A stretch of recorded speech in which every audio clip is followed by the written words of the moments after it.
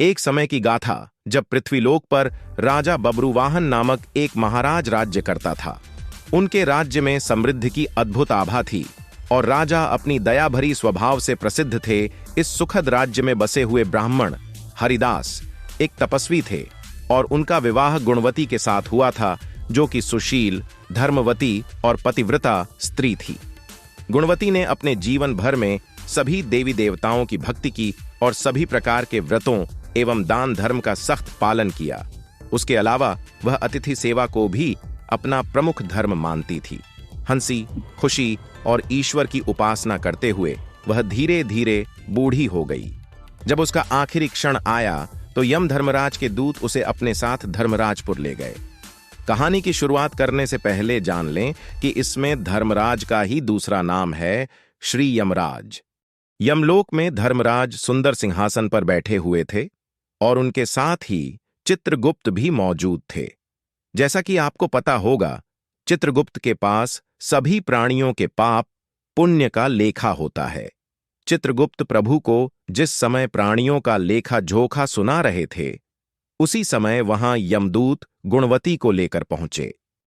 गुणवती ने उन्हें देखते ही थोड़ी भयभीत हो गई और मुंह नीचे कर खड़ी हो गई।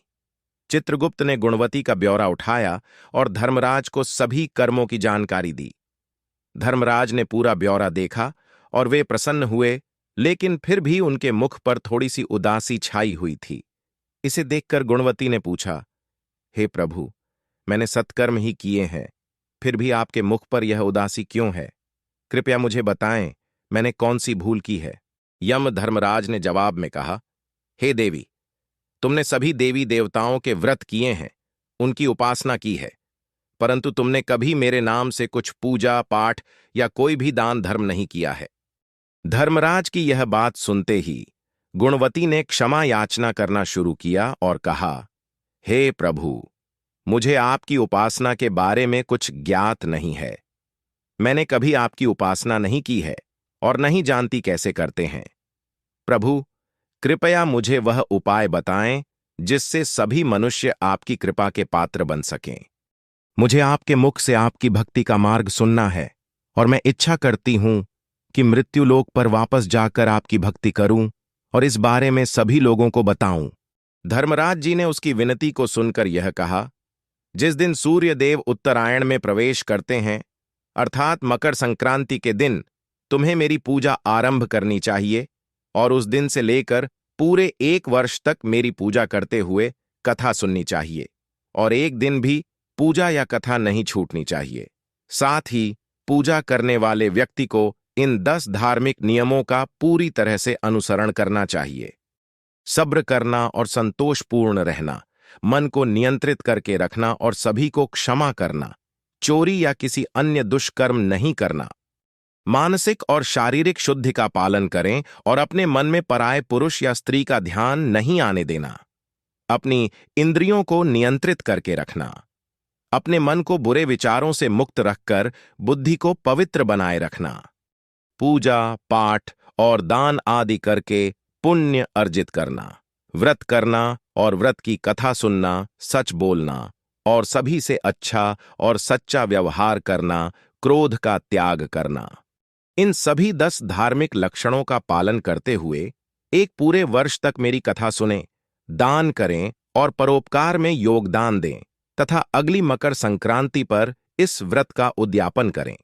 अपने कौशल से मेरी एक मूर्ति बनाकर धार्मिक प्रक्रिया के साथ प्राण प्रतिष्ठा करके हवन पूजन करें। साथ ही चित्रगुप्त की पूजा करें और काले तिल के लड्डू का भोग लगाकर समर्पित करें। ब्राह्मणों को भोजन करवाएं और बांस की टोकरी में 5 सेर अनाज का दान करें। इसके अतिरिक्त गरीबों या जरूरतमंद को गद्दा, तकिया, कंबल, चप्पल, लोटा और वस्त्र आदि का दान करें और यदि हो सके तो गौ दान करने का प्रयास करें।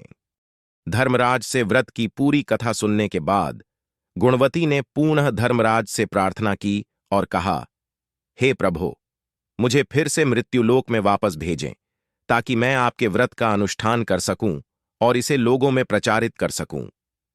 यमराज ने इस पर सहमति दी। गुणवती ने धरती लोक पर पुनः जीवन प्राप्त किया और उसके परिजन बहुत प्रसन्न हुए। गुणवती ने अपने पतिदेव को धर्मराज के साथ हुए वार्तालाप के बारे में बताया और कहा कि हम इस व्रत को अवश्य करेंगे और धर्म के नियमों का पालन भी करेंगे। मकर संक्रांति आते ही गुणवती और उसके पति ने व्रत शुरू किया और 1 वर्ष बाद इसका उद्यापन किया। इस व्रत के परिणाम स्वरूप उन्हें धर्मराज की आशीर्वाद से मोक्ष प्राप्त हुआ। दोस्तों कहो, यम धर्मराज की जय। कहानी अच्छी लगी हो तो हमारे चैनल को लाइक, शेयर और सब्सक्राइब करें ताकि आप आगे आने वाली धार्मिक कहानियों का आनंद ले सकें।